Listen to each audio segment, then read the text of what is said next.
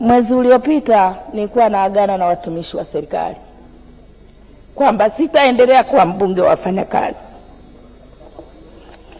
Walinipa tuzo, lakini niwaambia tuzo hii iende kwa Dr. Samia Suluhu Hassan, iende kwa baraza la mawaziri. Mawaziri ni wasumbueni sana na mambo ya watumishi, lakini hamkuniacha, mlikuwa na mimi kwa masuala ya watumishi. Naongea kwa uchungu sana. Watumishi wa Tanzania walikuwa wanaumia sana, walikuwa wananyanyasika sana, lakini leo mmelipa madeni yao yote, mmelipa mishahara, mmewapandisha vyeo. Mungu awabariki sana.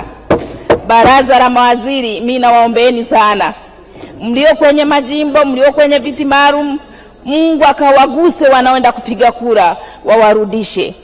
Lakini mwenzangu wa Dar es Salaam, Kitili anakuahidi, iwe mvua iwe jua, nitaweka kambi Ubungo ili urudi sasa na jicho la Mheshimiwa Rais likuone, akupe hii tume na hii wizara ya mipango, uendelee kufanya mambo yatakayosaidia nchi. Nawashukuru sana. Lakini niliwaambia tuzo hii iwe ya Mheshimiwa Spika na wasaidizi wake kwenye kiti pale. Nilikuwa nikianza kuchangia mambo ya wafanyakazi, ukimwangalia Spika kama umechangia kitu cha maana, huwa anacheka. Ukiona ameshika kichwa kainama, acha hapo, umeshapoteana.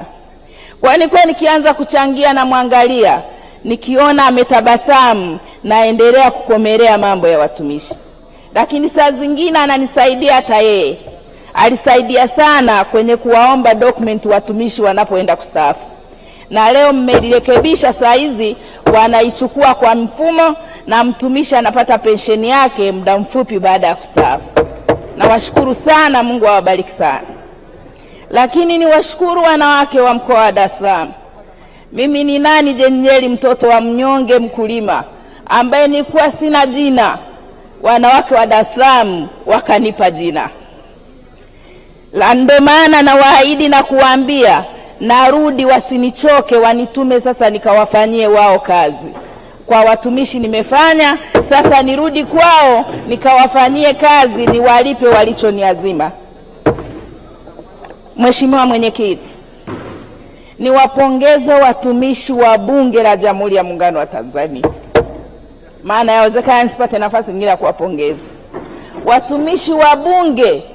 Mungu awabariki sana. Nimefanya kazi sehemu nyingi, nimefanya kazi nishati, nimefanya kazi Wizara ya Fedha.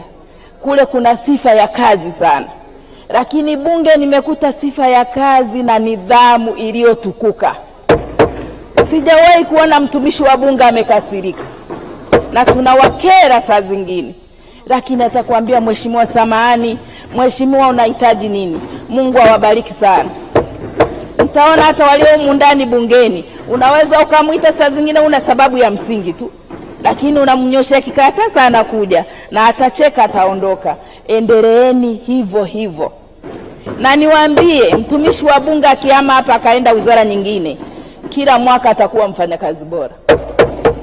Wana nidhamu iliyotukuka, wana uvumilivu ambao umepitiliza.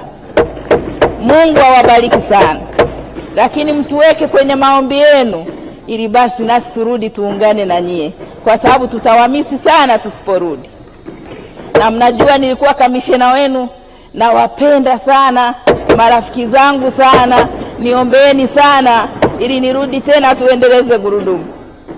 Baada ya kusema hayo, Mheshimiwa Mwenyekiti, niseme tu ninaaga, lakini nawaombea, najua wote tutarudi. Mungu hajaacha kumwacha mja wake, wote tutarudi mahali humu. Mungu umpa mpendaye na umnyima mpendaye. Usipopata usiumie, Mungu bado anakupenda, na ukipata ufurahi. Lakini tumie muda huu kwa mzee wangu Mkuchika, ametangaza arudi. Huyu ndo nilianza naye kazi, na siku ya kwanza niliyosema mshahara aliniita akaniambia, we bwana we, mbona unakuja na spidi kali sana bwana?